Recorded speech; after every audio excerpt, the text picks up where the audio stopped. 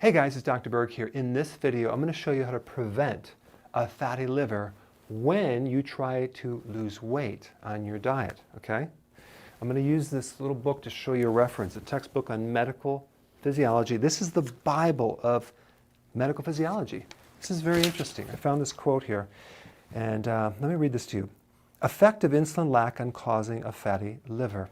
Strange as it may seem, though insulin lack causes dissolution, which is a breaking down of something, of the fat stores in adipose tissue, it causes a great increase in the amount of stored triglycerides in the liver, leading to a very fatty liver.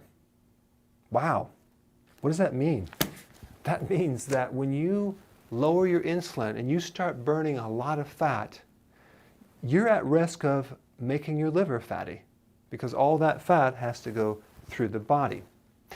But there's two things that I want to talk about. So what happens, you go on an eating plan and you're lowering insulin. Okay, if you watch some of my other videos on insulin, we want to lower that thing down, way down there. So that's avoiding the sugars. We want to avoid eating so many meals and grazing and snacking and all that. So it causes this fat cell to dissolve, and then the fat goes to your blood and ends up in the liver. Okay? There's two things you're going to do to prevent this from happening. Number one, you have to, there's no way around it, you have to keep the vegetables in your diet high. And that's why I always recommend at least, minimally, every single day, 7 cups of vegetables. Because even the Atkins diet, they don't emphasize, it's all this high protein, but then they don't emphasize the vegetable. And some other diets don't even recommend vegetables. They keep it low, like ideal protein. Well, what's going to happen?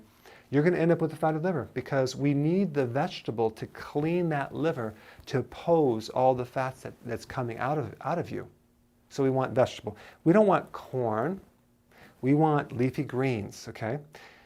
Not just from a powder, but actual salads and vegetables. So you're going to have to figure that out. Now, you could drink your salad in a cow shake if you want, but we need the vegetable, okay? So that's number one. Number two, apple cider vinegar. What's in apple cider vinegar? Apple cider vinegar is really, really, really good for the liver and to help dissolve a fatty liver and clean it up.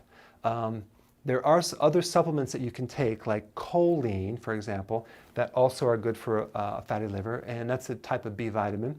And believe it or not, guess what food has the highest choline? Egg yolks. Interesting, right?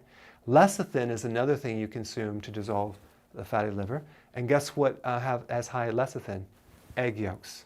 So egg yolk is actually a really good thing to consume, because what will happen is if you do that, your body will then make less cholesterol, because there's cholesterol in the egg yolk. So your liver makes about 2,000 milligrams a day. So if you eat a little bit more egg, your body just makes less. So egg yolks are totally okay. So we want vegetable, we want egg yolks, and we definitely want apple cider vinegar. 2 tablespoons in a glass of water 3 times a day. Okay? So that's just an important tip as you do your program to prevent a fatty liver. And also, how do you know if you have a fatty liver? Well, if your belly is big, you have a fatty liver. Okay? But if you want to prevent a fatty liver, go ahead and keep the vegetables in it all the time. All right? See you in the next video.